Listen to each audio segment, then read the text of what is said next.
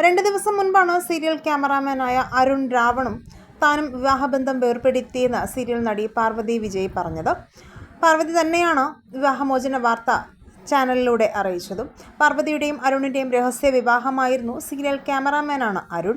ഇരുവരും വീട്ടുകാരുടെ സമ്മതമില്ലാതെ ഒളിച്ചോടിയാണ് വിവാഹം കഴിച്ചത്. ഇരുവർക്കും ഒരു മകളുമുണ്ട്.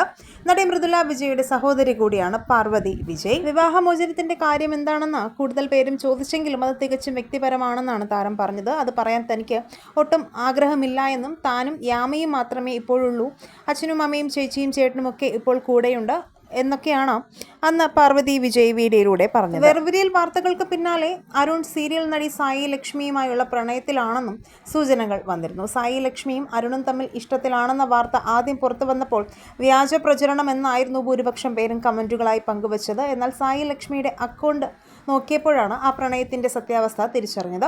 ദിവസങ്ങളായി സീരിയൽ മേഖലയിൽ പ്രചരിക്കുന്ന ഒരു വാർത്തയായിരുന്നു സായി ലക്ഷ്മിയുടെയും അരുണിൻ്റെയും പ്രണയ വാർത്ത. ആ വാർത്തകൾക്ക് അടിവരയിട്ട് ഉറപ്പിച്ചാണ് കഴിഞ്ഞ ദിവസം അരുണിൻ്റെ ചിത്രം ഷെയർ ചെയ്ത് സായി ലക്ഷ്മി തൻ്റെ പ്രണയ സൂചനകൾ നൽകിയതും. പിന്നാലെ തൻ്റെ ബയോയിൽ ഞാൻ അത് നിങ്ങൾക്ക് തരുന്നു രാവൺ എന്ന് സായി ലക്ഷ്മി കുറിച്ചിരുന്നു.